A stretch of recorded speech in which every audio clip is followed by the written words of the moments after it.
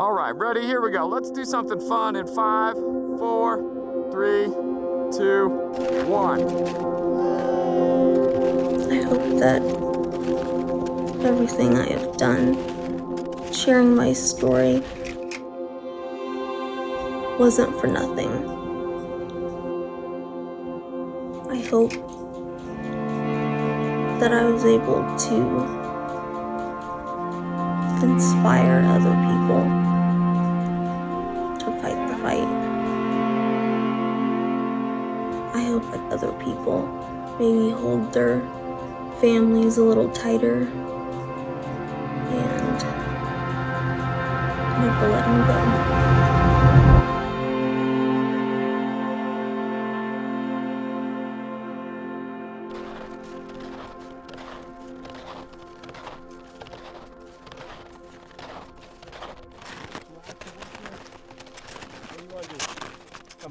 Good evening. It is time for the weather. Below 10,000 feet this evening, isolated snow showers and flurries are possible.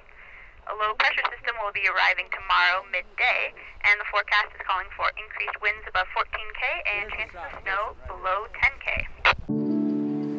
One of the worst fears of any parent is for your kids to get terminal illness. I have 3 kids of my own, and they're my whole world. So when I met Elizabeth and Alec for the first time, seeing 2 kids suffering from something most adults can't comprehend, I decided I wanted to climb mountains to help raise money and awareness for kids fighting cancer. When you start a company, it's tough to think about anything else. But after getting over that hump, the natural instinct was to start looking for ways to share our success. I had never done anything like it, and everyone in my world thought I was crazy. But it's funny how quickly an idea becomes real when you have good people around you. And that's how the Climb for the Kids was born. A Dutopolis high school student has made it her mission over the years to inspire kids with cancer, all while suffering from it herself. We had the opportunity to talk with Elizabeth Weidner. My dearest friend, Elizabeth Weidner. Elizabeth Weidner has been battling cancer for all of her teenage years. Elizabeth Weidner has had neuroblastoma for 4 years, but just last week, she started treatments for new cancer spots on her spine. Students, friends, and even people who don't know her have been finding ways to support her. Weidner is going to lose her hair from the new treatment, but so will some other people, and it's to raise money for her family. She's kept her spirits high during the fight by becoming an honorary Illini cheerleader and being a WCIA Kid to Know. It means so much to us to have that support behind us and know that, we're not, as the t-shirt said, no, in this town, no one fights alone. Her dad says Weidner's new treatment has been tough, but she's still fighting. Just continues to amaze us at the things that she does. Very proud of her. She's my hero, so.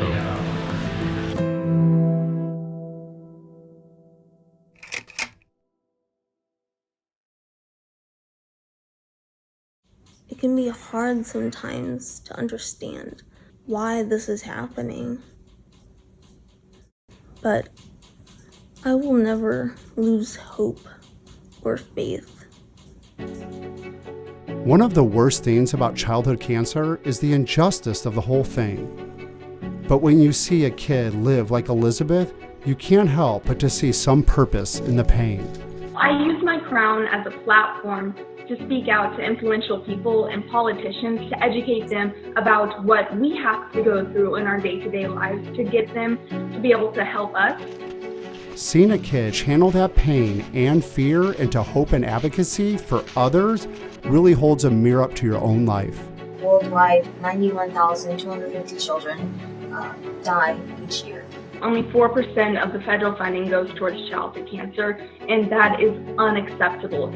Everyone on this climb is here for their own reason because everyone's been affected by cancer in some way. But the one thing that unites us all was thinking about Elizabeth and her struggle every day. You are such a warrior, and you are a voice for so many kids who are going through their fight. I think that's one of the many ways that Elizabeth touched everyone around her. She really helped people engage in the world a different way.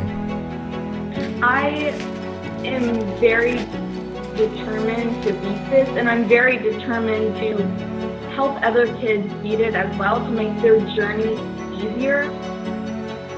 I pretty much never give up.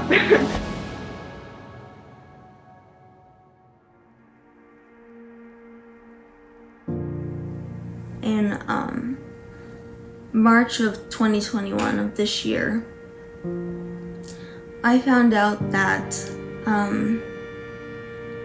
there was really nothing more that we could do, and that I am terminal. They don't know for sure when it's gonna happen, but I may not be here much longer.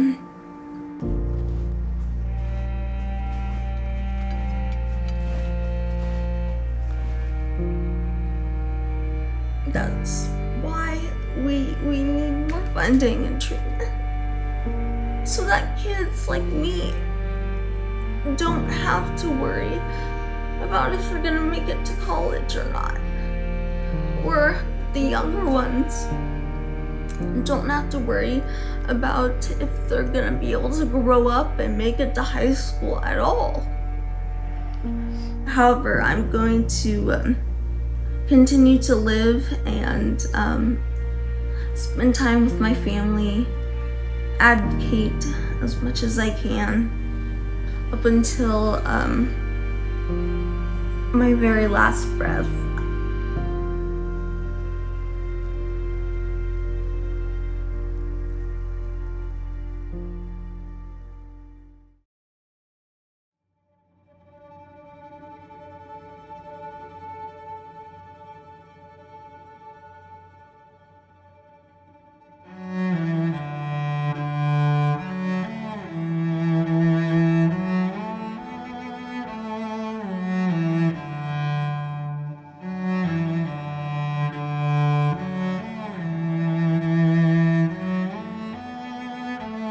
Today I rise for Resolution 528 to honor the life of Elizabeth Ann Weidner.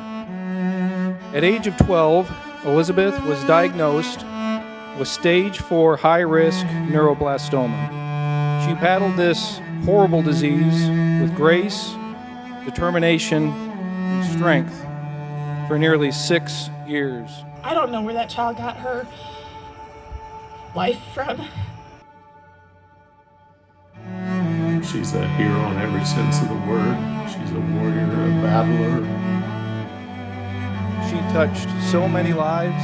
She is truly an inspiration, an example of what a person should do in life. Not a doubt in my mind that her goal in life was to better each one of your lives, whether you realize it or not. She gave her heart freely. She wasn't vain. She didn't do it for the awards. She did it because it was her. It will always be her. Fly high, E. We would ask this chamber to observe a moment of silence in honor of her memory.